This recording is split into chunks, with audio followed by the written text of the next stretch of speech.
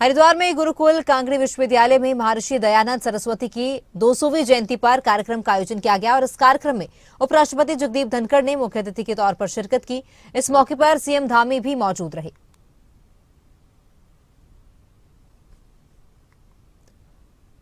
महर्षि दयानंद सरस्वती की 200वीं जयंती पर कार्यक्रम का आयोजन किया गया और इस कार्यक्रम में उपराष्ट्रपति जगदीप धनखड़ ने मुख्य अतिथि के तौर पर शिरकत की। इस मौके पर सीएम धामी भी मौजूद रहे। हरिद्वार में इसका आयोजन किया गया था। उपराष्ट्रपति जगदीप धनखड़ इस कार्यक्रम में शामिल हुए और इसी मौके पर सीएम धामी ने क्या कुछ कहा वो भी आपको सुनाते हैं। महाकुंभ की भी आप सभी को हार्दिक शुभकामनाएं देता हूं, बहुत बधाई देता हूं। हम सभी के लिए गर्व का विषय है कि जैसा अभी डॉक्टर सत्यपाल जी यहां से कह रहे थे, एक सामान्य परिवार में पैदा होकर, एक सामान्य किसान परिवार में पैदा होकर जिन्होंने शून्य से शिखर को छूने का काम किया है, ऐसे हमारे उपराष्ट्रपति जी हमारे बीच उपस्थित है। किसान पुत्र भी हैं वो। आज भारत ही नहीं बल्कि समूचे विश्व के अंदर उनके उत्कृष्ट जो कानूनी ज्ञान है, उनका जो बौद्धिक कौशल है, वो उसके लिए पूरी दुनिया के अंदर जाने जाते हैं। हम सबका सौभाग्य, हमारे विद्यार्थियों का भी, यहाँ के छात्रों का भी, कि आज उनका उद्बोधन हम सबको यहाँ पर प्राप्त होगा। आपके संरक्षण में संसद का उच्च सदन अर्थात राज्यसभा के देश के विकास के लिए, लोक कल्याण के लिए, कमजोर वर्ग के उत्थानों के प्रयास के लिए आज लगातार नए कीर्तिमान स्थापित कर रहा है। आपका लंबा सार्वजनिक जीवन, व्यापक अनुभव तथा लोगों के मुद्दों की गहरी समझ निश्चित रूप से आज हमारे देश को हर प्रकार से लाभान्वित करने का काम कर रही है। यह मेरा भी सौभाग्य है कि समय समय पर आपका मुझे भी मार्गदर्शन मिलता रहता है। महान शिक्षाविद एवं स्वतंत्रता संग्राम सेनानी स्वामी श्रद्धानंद जी की इस गुरुकुल कांगड़ी विश्वविद्यालय के रूप में जो उन्होंने अद्भुत धरोहर मां भारती को सौंपी थी, उसका हिस्सा बनना और आप सभी के बीच में आना और आप सबसे जुड़ना, ये मेरे लिए भी प्रेरक है और आनंददायक भी है। अपने देश को महान बनाने के लिए हमें वेदों की ओर लौटना होगा। वेदों की ओर लौटने से महर्षि दयानंद के उद्घोष को अपने जीवन का ध्येय बनाना होगा। उसी दिशा में हमको आगे बढ़ना होगा, तब जाकर हम पुनः वही विश्वगुरु का स्थान, उसी स्थान पर आरूढ़ हो पाएंगे जिसके बारे में हमारे ऋषियों ने, मुनियों ने हमेशा कल्पना की। आज हमारे प्रधानमंत्री आदरणीय मोदी जी के नेतृत्व में भी लगातार हम उस दिशा में आगे बढ़ रहे हैं। यह बड़ी विडंबना है कि वेद आज भी आम लोगों की पहुंच से दूर है। ये प्रश्न केवल मेरा नहीं है, मैं आज यहां आया हूं और ऐसा ये मां सरस्वती का प्रांगण है जहां इतने वेदाचार्य हैं, आचार्य हैं, हमारे धर्माचार्य हैं, हमारे पूज्य संतगण यहां बैठे हुए हैं। तो ये इस प्रकार के कार्यक्रमों के द्वारा ही वेदों में जो निहित ज्ञान है उसको जन जन तक पहुंचाने का जो मार्ग है वो प्रशस्त किया जा सकता है। हम सनातन को मानने वाले लोग हैं, वसुधैव कुटुंबकम हमारा दर्शन है और इसी आधार पर एक पृथ्वी, एक परिवार, एक भविष्य के विचार के साथ G20 में दुनिया का नेतृत्व किया है। आप सब लोगों ने देखा हमारे आदरणीय प्रधानमंत्री मोदी जी के नेतृत्व में जिस प्रकार से G20 का सफल आयोजन देश के अंदर हुआ, जिसमें 112 आउटकम आए, दिल्ली का रेजोल्यूशन पास हुआ, अपने आप में अभूतपूर्व था और पूरी दुनिया ने भारत की संस्कृति को, भारत के सामर्थ्य को नजदीक से देखा और पूरी दुनिया के अंदर जो आए हुए डेलीगेट्स थे वो भारत के ब्रांड एम्बेसडर बनकर भारत से वापस अपने देशों को गए हैं। भाइयों बहनों, हमारे प्रधानमंत्री आदरणीय मोदी जी ने वर्ष 2022 में स्वतंत्रता दिवस पर लाल किले की प्राचीर से पंच प्रण का मंत्र दिया था।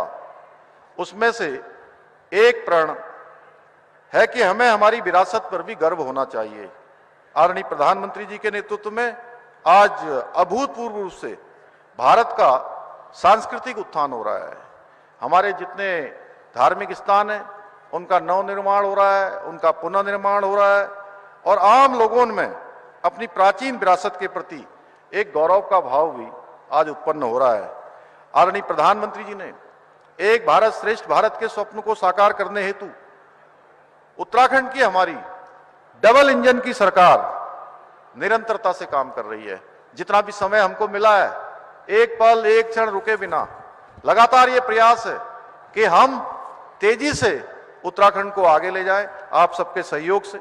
जैसा आप सब जानते हैं, बहुत सारे कार्य और महत्वपूर्ण और कठोर निर्णय हमने पिछले सालों में लिए हैं।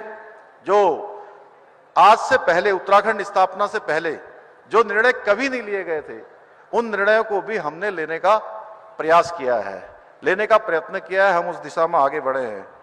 मुझे जब भी आप जैसे महानुभावों के बीच आने का अवसर मिलता है तो मैं हमेशा श्रेष्ठ उत्तराखंड निर्माण के लिए अपने विकल्प रहित संकल्प को दोहराता हूं और आप सबसे भी अनुरोध करता हूं कि निश्चित रूप से आप लोग इस हमारे विकल्प रहित संकल्प के लिए अपनी जो सहभागिता है, अपना आशीर्वाद है, अपना मार्गदर्शन है, अपना समर्थन है, निश्चित रूप से हमको देंगे। आगामी समय में उत्तराखंड देश का सबसे समृद्धशाली और सशक्त राज्य बने, इस भावना के साथ मिलकर हम सभी को काम करने की आवश्यकता है। मुझे पूरा विश्वास है कि आप सभी हमारी सरकार के इस संकल्प के पूर्ति के लिए निश्चित रूप से अपना सहयोग प्रदान करेंगे। हमारे पूज्य संतगण अपना आशीर्वाद देंगे, हमारे विद्यार्थीगण कदम से कदम मिलाकर आगे चलने का काम करेंगे। मैं एक बार फिर से, क्योंकि हम सब लोग महामहिम आदरणीय उपराष्ट्रपति जी को सुनने के लिए यहाँ पर आए हैं, मैं फिर से देवभूमि उत्तराखंड आने पर आपका बहुत स्वागत करता हूं, अभिनंदन करता हूं और अपनी बात को समाप्त करता हूं। बहुत बहुत धन्यवाद। धन्यवाद सर। अब मैं आग्रह करूंगा महामहिम राज्यपाल उत्तराखंड लेफ्टिनेंट जनरल श्री गुरमीत सिंह जी से कि वो भी आएं और अपना आशीर्वचन हमें प्रदान करने का कष्ट करें।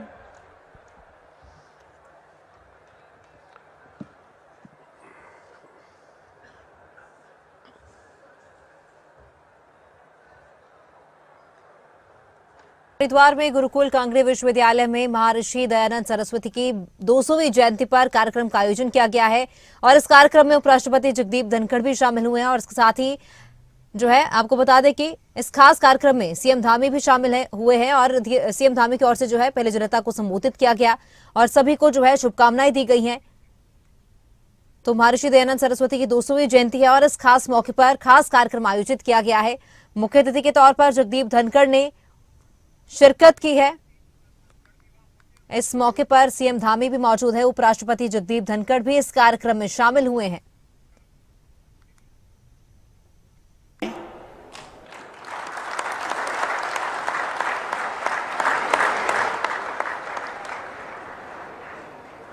और तब उनको आभास होगा कि हम कितने सही बदल गए हैं, हमारे में कितना बड़ा सकारात्मक बदलाव आया है। मैं कुलाधिपति महोदय, कुलपति महोदय से अनुरोध करूंगा कि बिना समय गंवाए छात्रों छात्राओं के समूह को वहां जाने के लिए प्रेरित करें। वो मेरे मेहमान होंगे।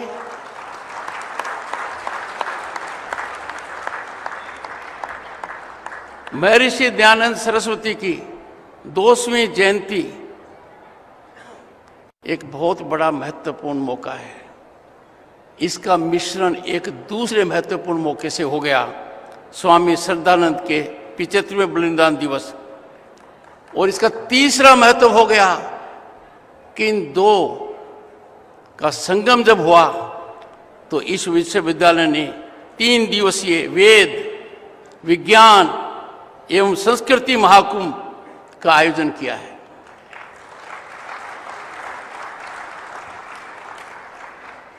भारतीय संस्कृति और राष्ट्रवाद के प्रणेता इन मनुष्यों की पावन स्मृति में आयोजन किया जा रहा ये महाकुंभ उनके महान जीवन के प्रति हमारी विनम्र श्रद्धांजलि है। उन्होंने हमारे संस्कृति पर एक अमिट छाप छोड़ी है जो हमें सदा प्रेरणा देती रहेगी। इस महाकुंभ के माध्यम से वेद विज्ञान को सशक्त करने का महत्वपूर्ण कदम उठाया है। मैंने राज्यसभा के सभापति की हैसियत से केंद्रीय मंत्री श्री धर्मेंद्र प्रधान जी को अनुरोध किया कि समय आ गया है कि हम वेदों में झांकें, पर थोड़ी चिंता होती है कि बहुत सौ ने तो वेद देखे ही नहीं है। मेरा आग्रह रहेगा कि हम ज्यादा से ज्यादा लोगों को वेद से अवगत कराएं। यह हमारे राष्ट्र निर्माण के लिए और विश्व के स्थायित्व के लिए बहुत महत्वपूर्ण है। इस संस्थान में आकर न सिर्फ भारतीय ज्ञान परंपरा की विराटता का अंदाजा नहीं लगा सकते, हमारी चमक को अब दुनिया समझ रही है, विशालता पर गौरव होता है, बल्कि सदियों के औपनिवेशिक शासन का दमनकारी चरित्र भी मालूम पड़ता है। हम उसको तिलांजलि दे रहे हैं। वेद विज्ञान और संस्कृति महाकुंभ में देश की नई शिक्षा नीति और वैदिक शिक्षा दर्शन के विभिन्न आयामों पर चर्चा की जाएगी। ये प्रशंसनीय है कि गुरुकुल कांगड़ी विश्वविद्यालय में नई शिक्षा नीति के अनुरूप पाठ्यक्रम और अकादमिक कार्यक्रम का संचालन किया जा रहा है। हमारी नई शिक्षा नीति हमारे सांस्कृतिक मूल्यों के अनुरूप है, हमारी सांस्कृतिक विरासत को सर्जन करने वाली है। हर भारतवासी को अपनी संस्कृति और विरासत को लेकर गौरव अनुभव करना चाहिए, और हम करते हैं। भारतीयता हमारी पहचान है। जहां भी देश में जाएंगे हमारी पहचान भारतीयता है। राष्ट्रवाद हमारा परम धर्म है। हमें गर्व होना चाहिए कि हम एक महान राष्ट्र के नागरिक हैं। हाल के वर्षों में अर्जित अप्रत्याशित सफलता, अकल्पनीय विकास से हमारा सर ऊंचा होना चाहिए और इस पर कभी कोई कमी नहीं आनी चाहिए। चिंता और चिंतन का विषय है।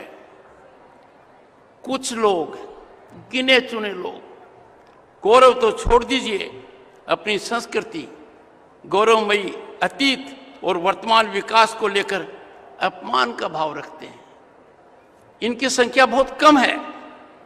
भारत की महान छवि को धूमिल करने में ये लोग लगे रहते हैं। वो या तो भ्रमित हैं या पथभ्रष्ट हैं। भारत विरोधी प्रचार और देश की संस्कृति को धूमिल करने का हर कुप्रयास को कुंठित करना हर भारतीय का परम दायित्व है और कर्तव्य है। इन ताकतों को जो हमारे संस्कृति के विरोध में हैं, राष्ट्रवाद के विरोध में हैं, हमारे अस्तित्व के विरोध में हैं, उन पर प्रतिघात होना चाहिए। भारतीय ज्ञान परंपरा और वैदिक ज्ञान विज्ञान का अकादमिक विमर्श और अनुप्रयोग का अनिवार्य अंग बनाने के उद्देश्य से 3 दिवस में जो आपकी गोष्ठी है वो एक सार्थक प्रयास है। मुझे बताया गया है देश विदेश के वैदिक विद्वान, वैज्ञानिक शोधकर्ता, अकादमिक जगत के विद्वान चिंतन मंथन से निश्चित रूप